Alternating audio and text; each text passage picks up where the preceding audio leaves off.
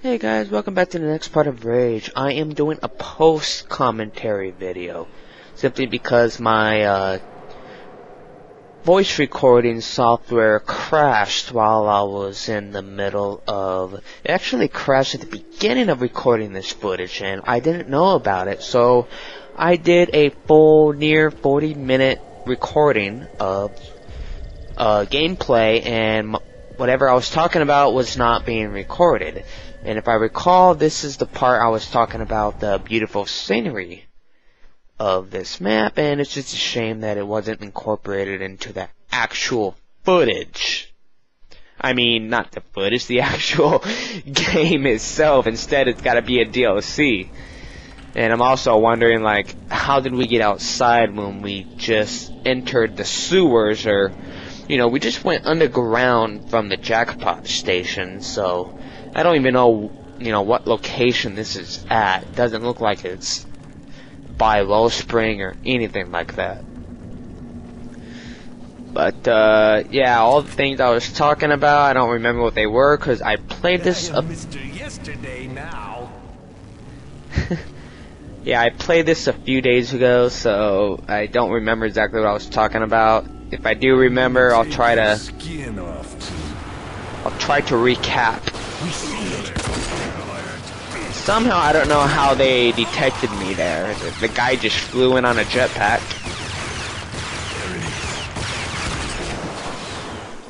Okay, so I did hit that guy. Yeah, when I was playing this, I was a little confused because I didn't think I hit that guy the first time. But apparently, it's a new guy. See it.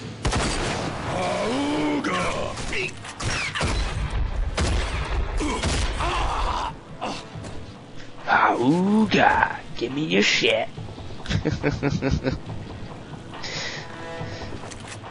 Yeah, I do remember I was talking about how I just learned that this DLC was intentionally made to be played after you have completed the original story for Rage. So technically, after you defeated the whole game,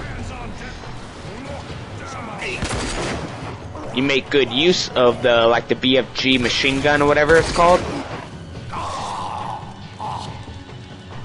That's the weapon that you could have used against those, I'm gonna call them the Scorchers mutants, just because I don't know what they're called. It's those really hard mutants that we dealt with in the last video.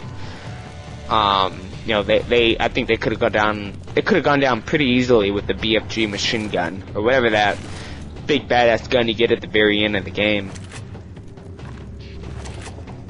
I also didn't play this game in a while, and I'll explain in a little bit after what goes on here. There it is. A dick shot. A dick shot and a hip shot is enough to kill these guys when you're using Fat Mamas. Yeah, I was actually playing Left 4 Dead 2 because Steam is having a sale where they allow you to play it for the whole weekend for free. So for a few years, I've kind of been a little interested or curious to play that game. At this point, I didn't know that guy was a heavy. It was just now I realized he was a heavy at the time when I was playing this, and I'm trying to find cover.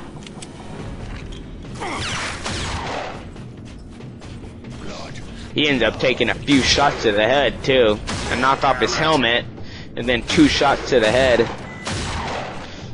Yeah. They just make a match strong against Fat Mamas. But yeah, I was playing Left 4 Dead for a while. Take care of these guys. Shot him in the dick. And it was a pretty okay game. It reminded me a lot of Dead Island, except Dead Island is more focused on using melee weapons, while Left 4 Dead is like a fast-paced zombie shooter kind of game. The zombies, they go down really fast. You know, they go down in 1 or 2 shots from any gun. But there's hordes and hordes of zombies. So it was an okay game for me. I've only played maybe 2 or 3 levels of it just to get the feel for it, but other than that I hadn't had too much time to get around to it. And of course the free play is done with now and it's $5 to buy, but here I am talking about Left 4 Dead 2 and I'm playing Rage. But yeah, that's what I've been up to. That's why I hadn't been playing this game for a while, so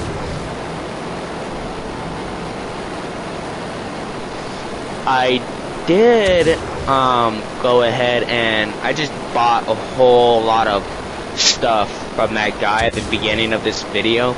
I did it all off scene so you guys didn't have to sit there and watch me do it all.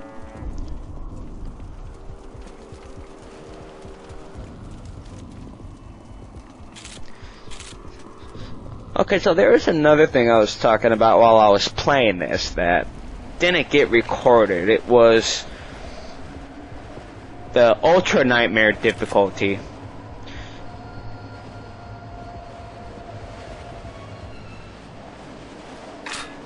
Yeah, I was talking about something here, I just can't remember what it was.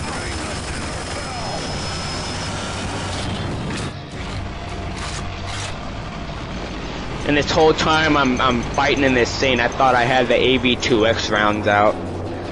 Cause I've been getting a little curious as to why no one's just been dropping instantaneously.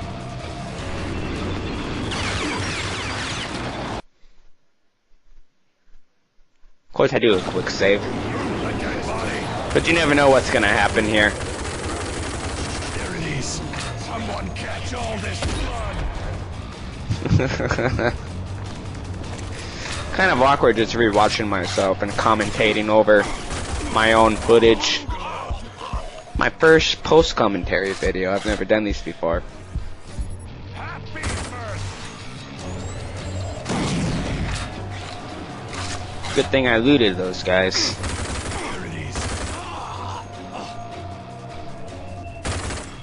I think I finally caught on that I didn't have the AB2X rounds out, so I just went ahead with it and just kept, you know, going with what I had. Together now. Clean. Fresh and feels. I got its number. He got his number. What See number? it. We don't have cell phone providers at a time like this, do we?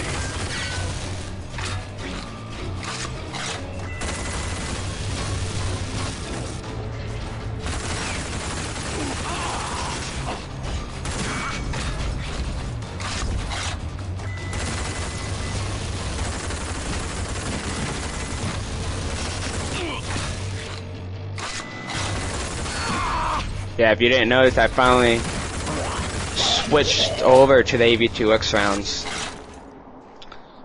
So yeah, the Ultra Nightmare difficulty I was talking about. I've been coming across some people who've been talking about how this game on Ultra Nightmare is still easy.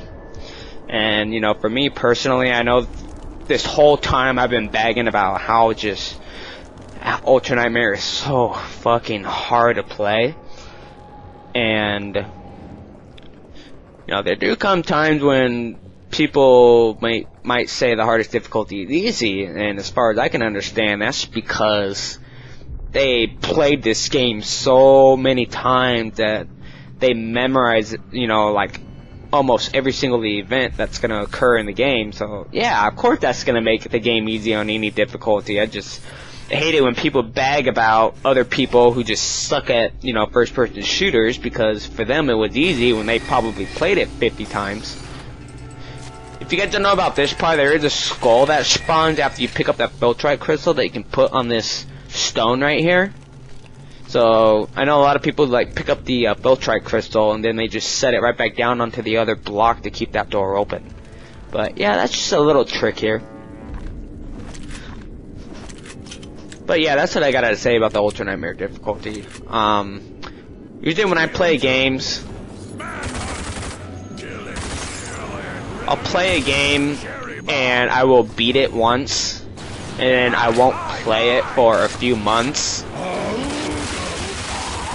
These guys are getting crazy here. Be angry. Merry Christmas. And a Happy New Year. Everyone gets a The guy piece. gibbed. I didn't loot him. It wants a cherry bomb. Probably should have left the AV2X rounds out. Yes, Your Highness. Blood. Bombs away. Make it stop. Don't get loud. Mayday, mayday. Everybody down. Guy in a jetpack. No, please. That guy was doing a barrel roll. I wasn't sure if I got him at the time I was playing this. See, I was a little confused.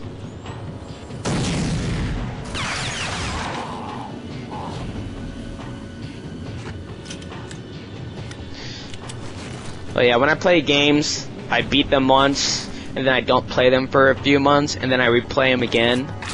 And for me, that's what keeps the replay value up pretty high, because I don't exactly remember what happened in the game after not playing it for a few months. So, you know, I've beaten this game a few times, but no matter how many times I played it, I won't remember what's happened. Not that I have bad memory or anything, it's just I don't play for a while, and sometimes I'm playing other games in between. So, cause there was a time I didn't play this game for probably 4 or 5 months.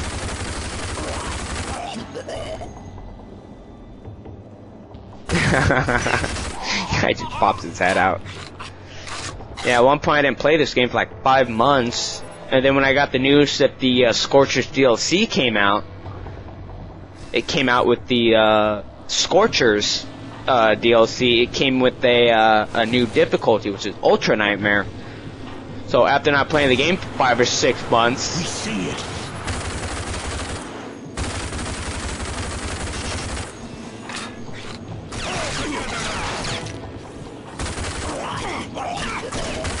yeah, after not playing this game for so long, I decided to just go ahead and replay the game, and right off the bat, I played it on Ultra Nightmare. So that's why for me it was so fucking hard. It's not something that I'd recommend anyone to play for first timers, because you don't know what to expect, and as soon as you're cornered, you are dead. And at this point, I'm trying to remember what I was supposed to be doing. Then I remember I was supposed to blow that door up. And I still had no idea what was going on, so I just said fuck it and just started spamming bullets.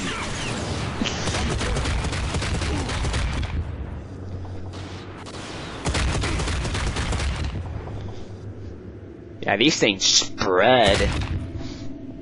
Whatever I'm launching at them, I think they're grenades, not rockets, but they have crazy spread.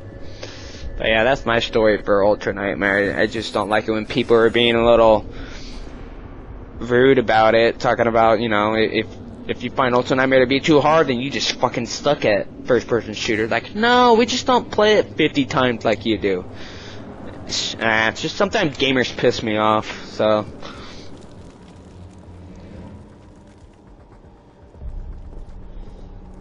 I know I'm getting pretty close to the end here.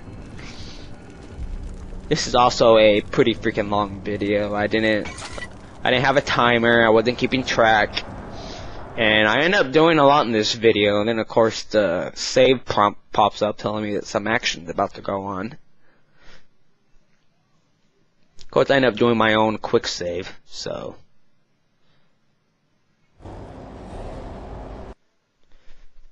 This battle ends up taking a lot longer than I expected, so.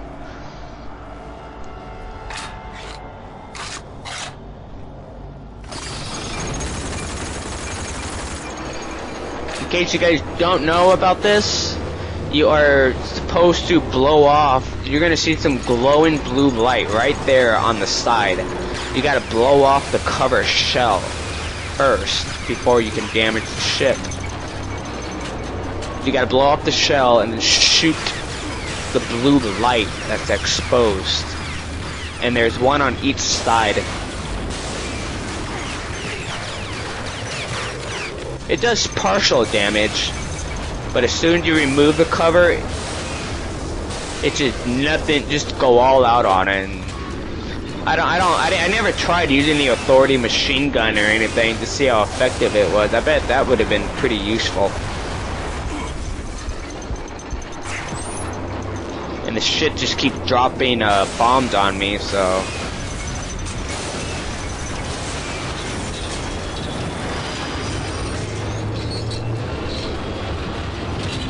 Now I gotta blow the cover off on the other side, and there it goes. Of course the health meter disappeared. I don't know why it does that. And I don't know if the ship's still taking damage as it's fleeing away. It probably isn't. But there's some more guys to deal with here. It's just relocating to another battle zone.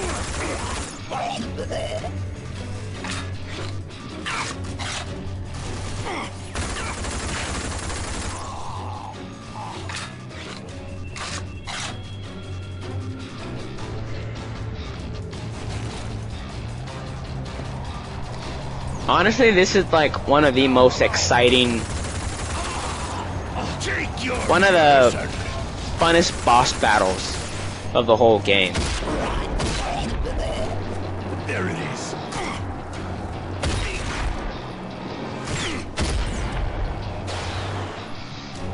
This part's pretty funny. The guy jetpacks over the building right in front of me. Right there. I was sitting there like, what? Where the hell he just come from?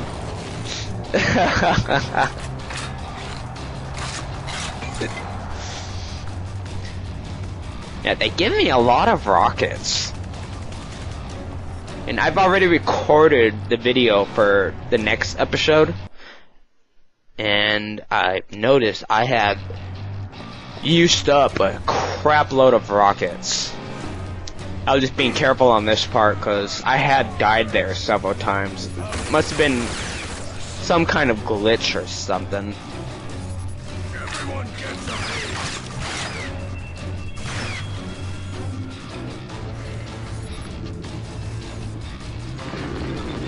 I didn't realize this was the second battle stage, this area right here, so I started looking for cover when I saw that ship.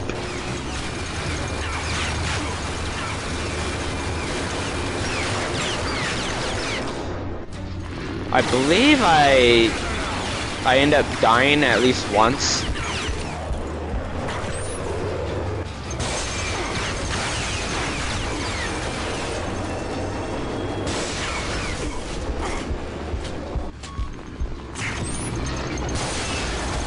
Yeah, I think he drops a bunch of bombs on me. So I just die instantly.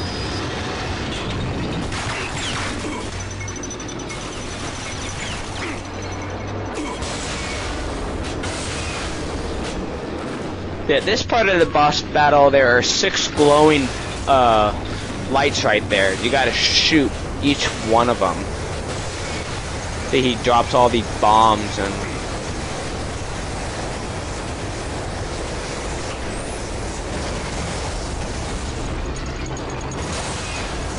I believe you gotta destroy like 4 or 5 of those little blue lights. Oh, okay, so the bomb didn't kill me, he just killed me with the giant machine gun.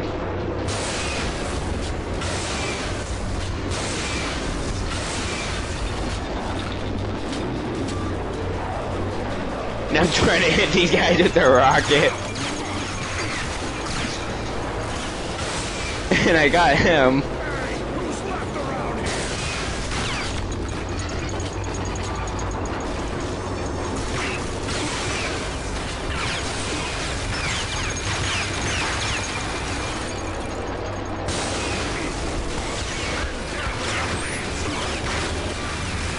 Yeah, they don't give you the greatest cover here, so...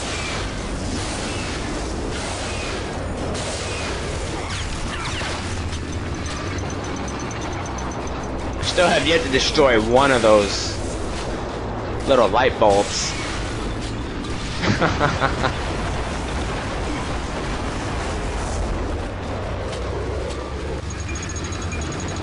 Yeah, I'm down to 14 rockets. There's one I just destroyed. There's two. And its health meter is pretty freaking low.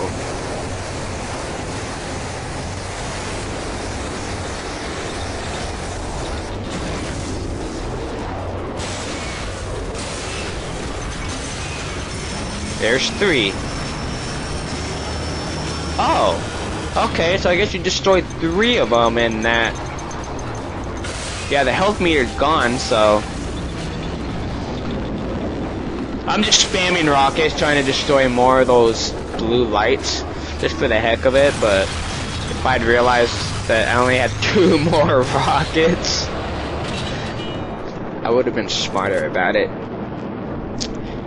And I was trying to watch it explode, but I didn't know it was gonna go behind the building and blow up. And I wanted to see the explosion, but yeah, see, it was just completely cut off. I couldn't see it.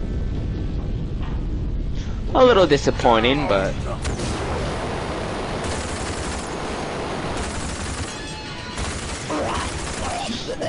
yeah, I didn't know there were 2 guys in there, so.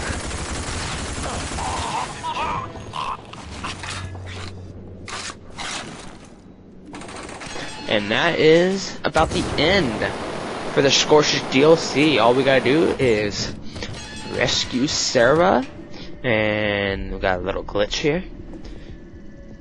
And they have her lovey-dovey moment. At least I'm assuming. Come on, what science fiction doesn't do that? You rescue a hot babe, and of course you know they're gonna do something that, you know, after the end of a movie or a book or whatever. Now, were you guys like me when you first play this part and you're looking around and you hear Sarah but you don't see her anywhere? And you find these glowing blocks and and all of a sudden you're like, oh, there she is. Oh, wrong button. Try something else. And pretty funny that it stopped there, put these 3 blocks here to block you from going in there to hug her or anything.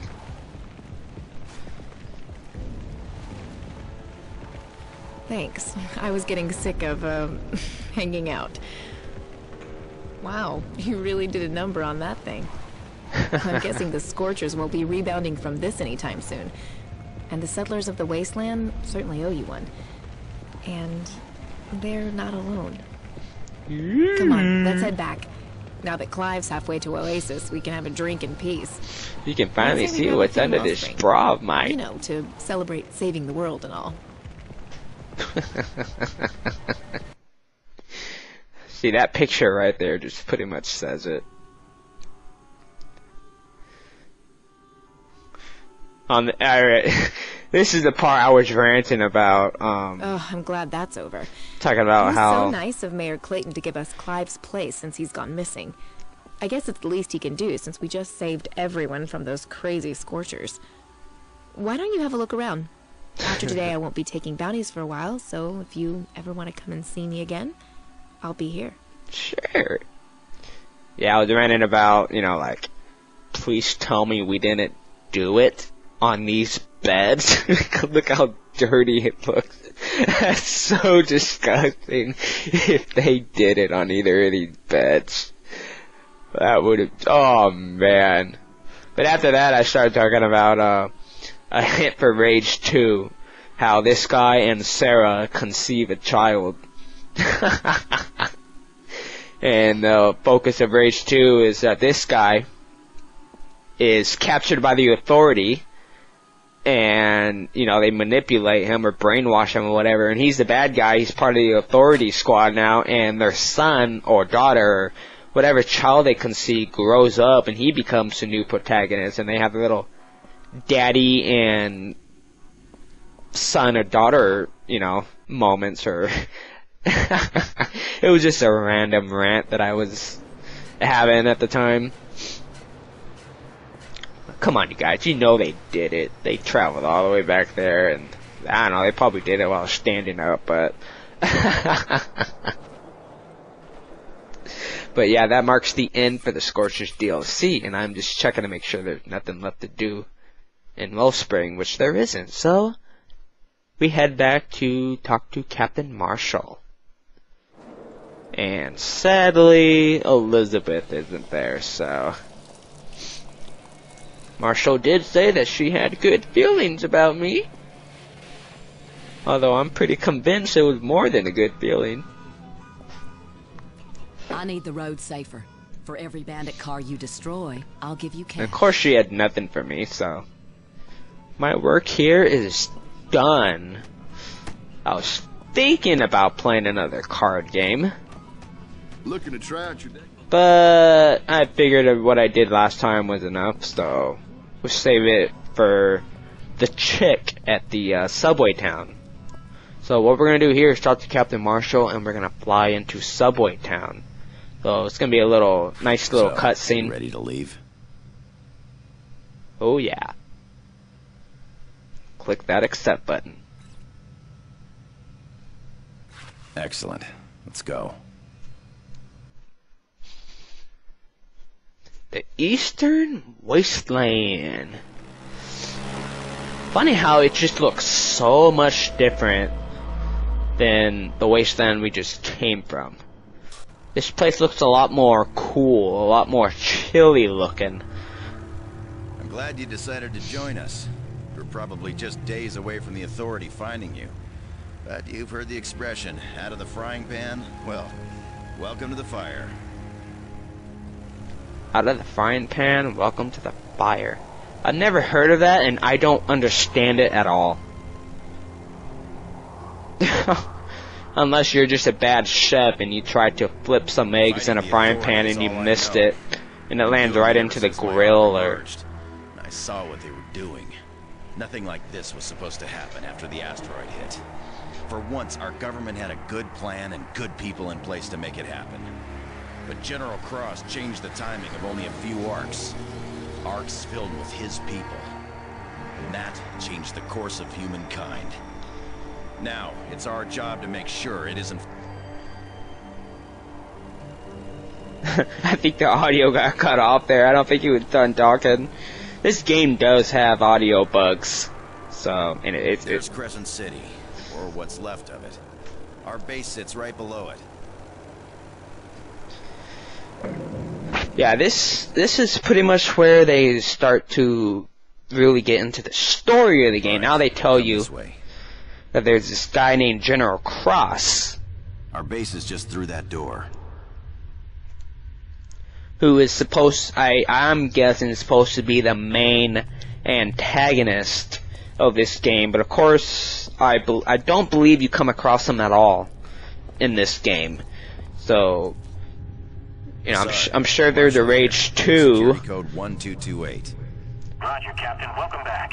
I see you have our guest. It would be an all-out authority warfare, literally. And I'm observing this guy's leg, wondering how he lost the leg, how painful it must have been to get that our little home. mechanical leg installed. We like it. And there's Elizabeth. All right, people. A little introduction of our new guest. You know he's an ARC survivor. He's also pretty tough. Gets the job done. Pretty tough. Well. I just got laid by Sarah.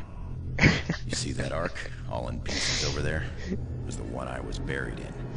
But now Lassard uses it as the brains of our operation. Nice to meet you. Yes, sir. Captain Marshall was buried in that thing, but I've re-rigged the systems, and now I can track most Authority movements and communicate with our people around the wasteland.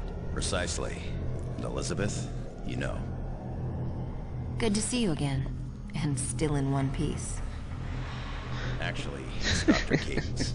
And she's been getting closer to solving the riddle. I keep thinking of the whole Sarah thing. Every little step brings me closer to the truth. And Jack Bortman, over there, he handles ordnance. If it shoots or explodes, he can help you with it. That's right, friend. It's like my birthday every day around here. Especially when my work helps take out some of the Authority bastards. And lastly, Yeah, above that guy us, doesn't keeping do a lid shit tightly until the closed very on our base end. of operations is Saul. He runs the garage in town, and he's already got your stuff in a bay. You'll meet him when you go up. Actually, none of these guys do anything. Okay, couple things you need to know. Subway town above us, well, it isn't Wellspring. They walk a fine line, keeping the authority at bay and also dealing with us. You'll have to be careful there. And the town's boss, Redstone. Be extra careful around him. He'd sell you out to the authority in a heartbeat unless you're of use to him.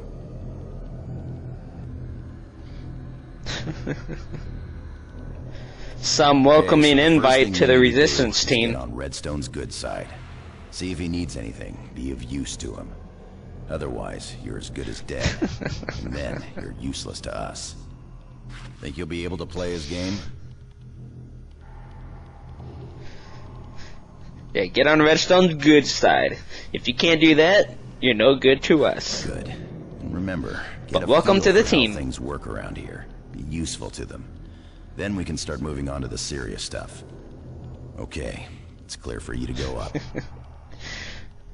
So, technically, everything I've done until this point wasn't serious. It was just me going out there and just fucking around on the wasteland and beating up some mutants at Mutant Bash TV and jacking night blossoms and stealing collector cards, blowing up distilleries and factories and just all this shit. It was all just for fun. Just for fun. Maybe this guy was a psychopath before he was thrown into the cryogenic chamber before the apocalypse happened. I don't know. We don't know this guy's background. He had a purpose. The most popular glitch is right here, which is why I'm quick saving, because you never know when it's gonna happen. It's happened to me maybe twice. You know, you can fall underneath this this lift and it just takes you to like just some glitchy underground world that you can't get out of unless you restart the map. Usually it happens when you walk off the lift as it's going down. So usually if you walk off it before it comes to a full stop, usually that's when the glitch hits. You just sink right through the floor. So you're the new team member. Well, it's welcome pretty to Subway awkward. Town. I'm Saul. I run the garage here, but more importantly, I'd drop that car lift if the authorities start snooping around. But first, a couple of things you need to know. Your garage bay is through that door. I'll do all your repairs here and tow you back if you ever get yourself in trouble. You can find the race manager downstairs and the bar's on this level. And more importantly for you, Redstone's office is upstairs. Remember, nothing and no one moves around here without his okay. So, don't waste any time. Go. That's what sucks when you come into a town for the first time. Everybody just has to talk. And they talk forever. You new Hey, stranger. You looking for... I'm just bypassing all these Look people. around. All of this is Redstone's town. I wanted to go in and play the No card drinking game now, for anyone, unless Redstone says you're okay. but apparently talking to Redstone is the main priority here, so the game doesn't allow you to do anything else here. Hey, pal. Don't waste the boss's time. Another little glitch there. New guy. He just flips around and he wants to get a good glimpse at me before he starts talking. You're new. That means that you don't exactly know how things work around here. So let me make it clear to you. I like his This jacket. is my place, my town, and every bastard here answers to me. What I want, they do. So if you can help me do things, then we'll be fine. If not, then I have no use for you. Got that? Yeah, I'm just gonna So hijack Marshall his says little you're the type that can bobblehead get there. things done. Wonder why there's a Japanese Let's give it a symbol little test, huh? on the wall there. My Assuming foreman it's is having mutant Japanese. problems at the end of the Blue Line tunnel. The things keep crawling back in. So go help him out. Think you can handle this? Good. Just prove yourself useful to me, and then I'll let you stay. Now, show me what you can do, and get the hell out of here. I end up doing the Blue Line Station, or Mutant Expansion Quest, whatever they call it, in the next video, but for this one, I just take it down to, the bar. I was thinking about visiting Jenny's shop, but I say that for the next video, because there's a lot of stuff I gotta buy and sell. But I'm just gonna go in here and play a little card game. Word around town is that Marshall's back with the new Trigger Man. Some say an Ark survivor, and some say that's you. Well, I guess we'll just have to see. Is it me? Does he have a mechanical leg? Cause Marshall's a Ark survivor too. Oh yeah, first I talked to this guy for the Redstone's new tough guy. For the new bounty. Make a little extra on the side. Damn bandits causing trouble with my liquor suppliers, making it difficult to get the good stuff down here. I would pay handsomely if you took to the roads and kill a few of those bandits. You take out an authority predator, and that'll count as 2.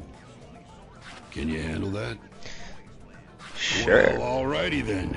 Go kick some ass. Hello there, stranger. I've got the best deck of cards in the wasteland. Care to challenge me? Yeah, at first I was looking at her and I thought I saw a head what reminded me of Catwoman. But then when I get closer up, I see it's just her hairdo. She's got 4 of those to learn, but can take a lifetime to master. Things sticking out all over her head. So here's how we play it. You start with your very own deck of cards. That's right, your deck. And from that deck, you pick the cards you think will be the best to play. Bit of chance.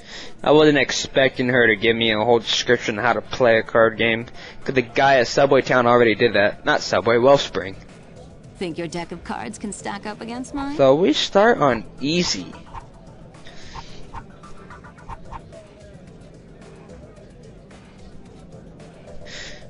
Yeah, at this point I was debating between which difficulty to play it on, but ultimately I thought I'd start off at the easiest, because I thought this chick was going to be a lot harder than the other guy. But we'll see what happens after I select a few cards.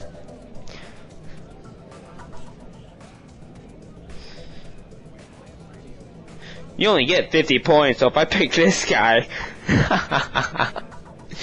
yeah. That big guy is just not going to be useful. So I'm trying to be careful with how I spend my points here.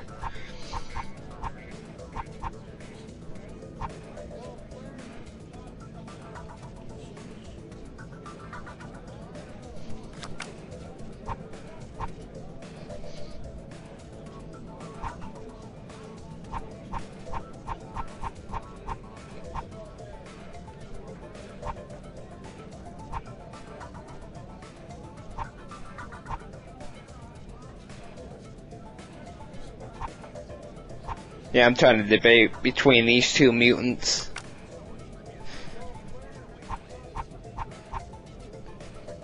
Yeah, I was a little surprised by how little points they allow you to use on easy mode, so I'm just having a hard time trying to decide between which card.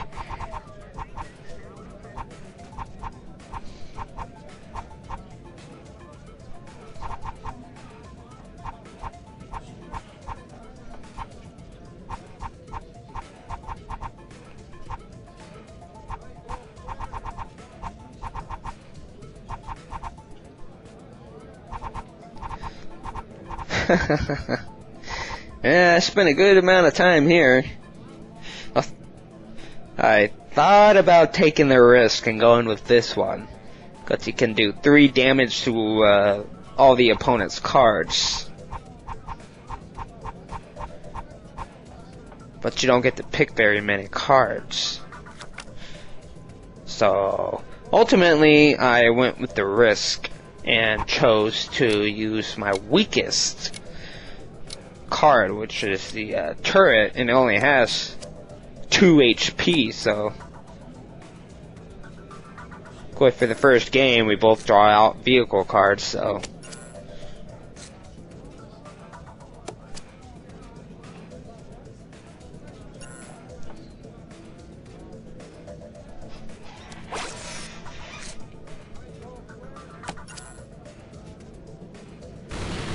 And of course, Portman just is a melee card, so while my cards have to focus on the Caprina or the Monarch, that guy just gets to attack my mutant, my Kraken.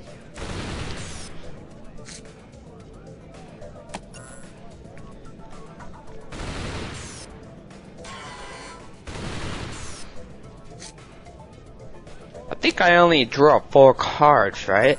So I had to take care of these guys fast.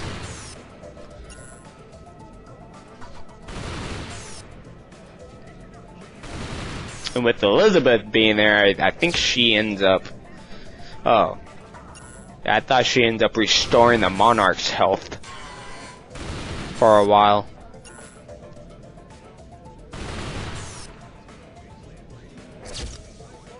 Yeah, there it is.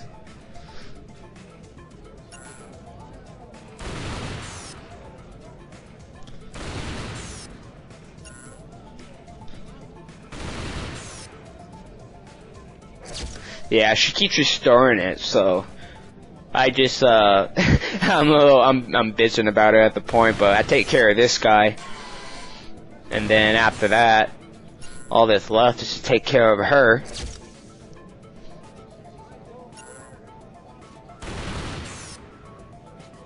So there are no attacking cards here, so there's no way this guy could beat me.